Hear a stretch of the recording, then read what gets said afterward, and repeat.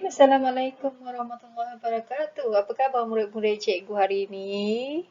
Cikgu doakan semoga semuanya sihat, selamat dan bahagia duduk di rumah.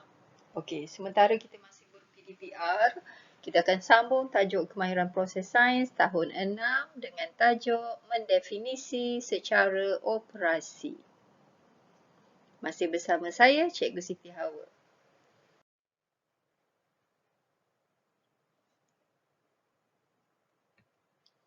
Mendefinisi secara operasi. Apa yang kita faham tentang mendefinisi secara operasi? Memberi taksiran tentang sesuatu konsep dengan menyatakan perkara yang dilakukan dan diperhatikan. Ini adalah pemboleh ubah ya, yang dilakukan dan yang diperhatikan. Okey, kamu kelihatan kabur kan nak memberi taksiran tentang sesuatu konsep dengan menyatakan perkara yang dilakukan dan diperhatikan. Tak apa, kita jalan terus, nanti kita akan tengok kamu faham atau tidak. Petunjuk bagi mendefinisi secara operasi. Yang pertama, mentakrif istilah dalam konteks pengalaman sendiri. Yang kedua, membuat pernyataan apa yang dilakukan dan apa yang diperhatikan. Kemudian kita baca yang ini, mendefinisi secara operasi iaitu memberi takrifan kepada pemboleh ubah. Cikgu sebut tadi ya, pemboleh ubah dengan menerangkan secara spesifik, secara jelas tentang cara untuk memerhati dan mengukur perubahan yang berlaku ke atas pemboleh ubah itu.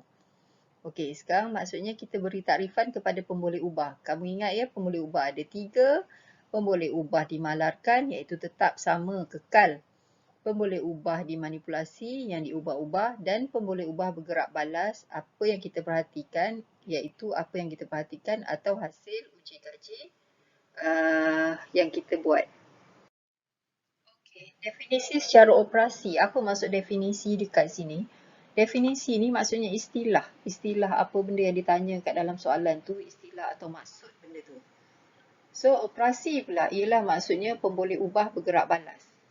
Definisi kepada pemboleh ubah bergerak balas atau maksud kepada pemboleh ubah bergerak balas. Pemboleh ubah bergerak balas ni apa yang diperhatikan atau hasil uji kaji yang kita buat. Kemudian, bagaimana nak menjawab soalan mendefinisi secara operasi? Ramai murid keliru. Sebenarnya senang saja. Definisi secara operasi maksudnya definisi yang diminta. Kalau tajuk magnet, kekuatan magnet. Kalau tajuk pokok, pertumbuhan pokok. Macam tu. Kemudian tambah dengan perkataan ialah.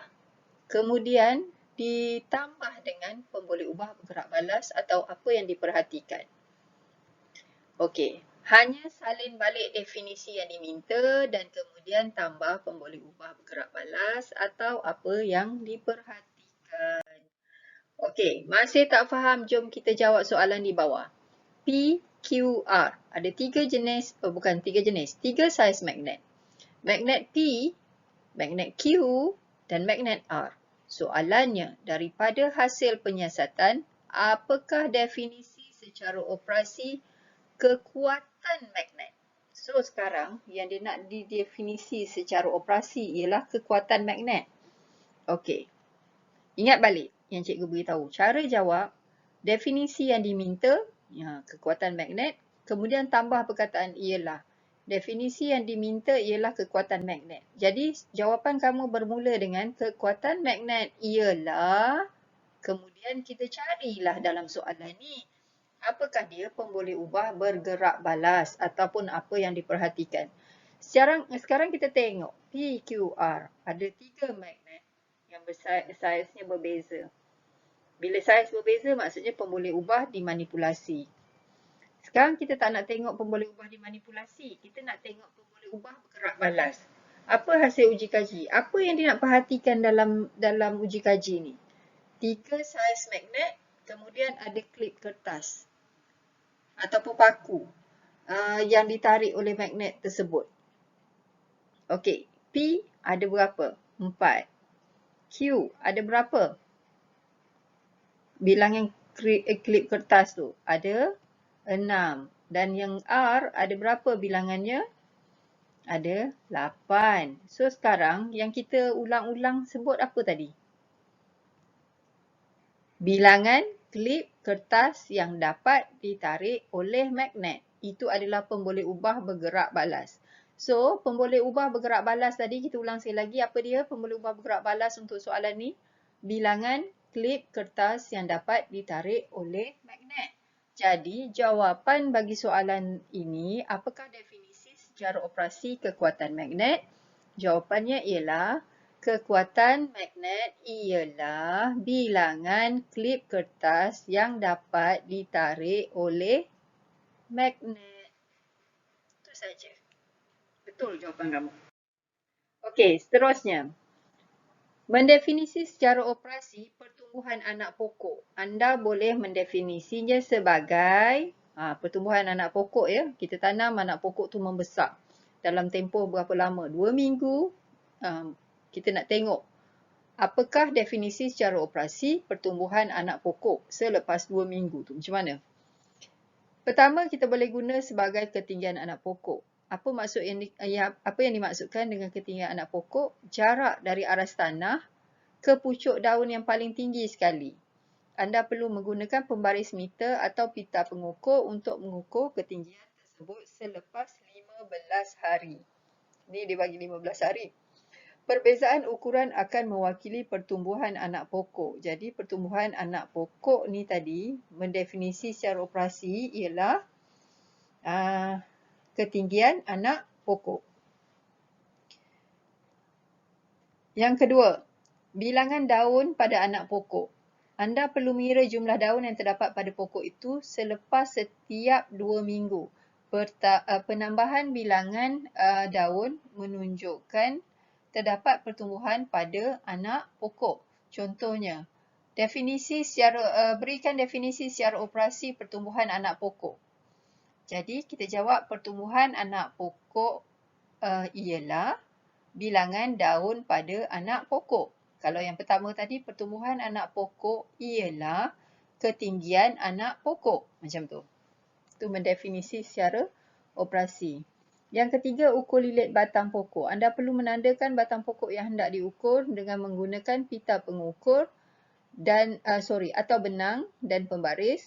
Sama ada kita pakai pita pengukur atau kita pakai benang. Tapi benang mesti ada pembaris. Anda boleh mendapatkan ukur lilit batang pada bahagian yang bertanda selepas 2 minggu. Anak pokok mengalami pertumbuhan jika ukur lilit bertambah. Ini mendefinisi secara operasi pertumbuhan anak pokok. Okey, ini bahan pula. Sifat bahan, tajuk sifat bahan. Bahan legap, lut cahaya dan bahan lut sinar. Tuliskan bahan legap, lut cahaya atau lut sinar pada ruang yang disediakan. Dia suruh tulis bahan legap, lut cahaya, lut sinar. Apa maksud pula? Tadi kita dah ingatkan takrif dia, mendefinisi secara operasi mentakrif istilah mengikut pengalaman sendiri. Membuat pernyataan berdasarkan apa yang dilakukan dan apa yang diperhatikan. So sekarang ada 3 istilah. Legap, lut cahaya dan lut sinar. So, apa maksud bahan legap? Bahan legap ialah bahan yang tidak membenarkan cahaya menembusinya. Langsung tak boleh tembus. Yang kedua, apa bahan lut cahaya? Bahan yang membenarkan sebahagian cahaya menembusinya. Sebahagian cahaya je ya. Jadi, cahaya yang image yang terbentuk, objek yang kita nampak adalah kabur. Dan yang ketiga, bahan lut sinar. Bahan yang membenarkan seluruh cahaya menembusinya. So, ini adalah bahan yang membolehkan semua cahaya menembusinya. Maksudnya kalau kita letak dekat depan mata kita, kita nampak objek di sebaliknya jelas. Contoh macam aquarium. Ada orang letak aquarium dalam bahan legap. Nak nampak ikan. Macam mana? So, ada 6 soalan. Dia suruh nyatakan, tuliskan bahan legap, lut cahaya atau bahan lut sinar. Yang pertama, bikar.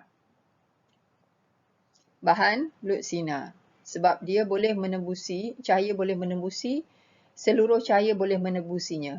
Yang kedua, duit shilling. Boleh tak nampak bayang kat belakang duit shilling tu apa yang ada? Tak nampak. Jadi, duit shilling adalah bahan legap.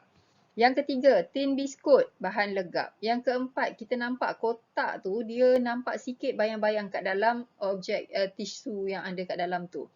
Ini adalah bahan luk cahaya sebab sebahagian cahaya sahaja yang boleh menembusinya. Yang kelima, plastik recycle tu, kita nampak sikit-sikit bayang barang kat dalamnya. Ini adalah luk cahaya. Dan yang terakhir, semua kita nampak bila kita pakai cermin mata. Makin jelas, makin terang. Pastilah bahan luk sinar. Okey. Kemudian, bahan legap, luk cahaya dan luk sinar. Jawab semua soalan. Penyiasatan tentang kebolehan cahaya menembusi bahan X, bahan Y dan bahan Z. Ada X ni bahannya, objeknya. Y ini dan Z yang ini. Sekarang kita nak tengok apa? Kita nak tengok hasil yang terbentuk selepas objek tersebut. Bahan X ada nampak bayangnya jelas, maksudnya cahaya lampu tu terus keluar kat sini. Bahan Y pula, tadi X bahan Y pula langsung tak ada. Kemudian bahan Z pula nampak sikit-sikit. Sebab tu garisannya putus-putus. So, nyatakan sifat bahan X. Apa bahan X? Kalau nampak semua sekali, ya, luk sinar. Bahan Y langsung tak nampak, ya, legap. Dan Z, nampak sikit-sikit, luk cahaya. So, soalan yang kedua. Berikan definisi secara operasi bagi 1. Bahan X. Bahan X dapat ditembusi cahaya sepenuhnya, dikenali sebagai luk sinar. Bahan Y tidak dapat ditembusi cahaya, dikenali sebagai legap. Dan bahan Z dapat ditembusi sebahagian cahaya, maksudnya separuh je cahaya, separuh lagi tak boleh. Ini adalah luk cahaya. Okey.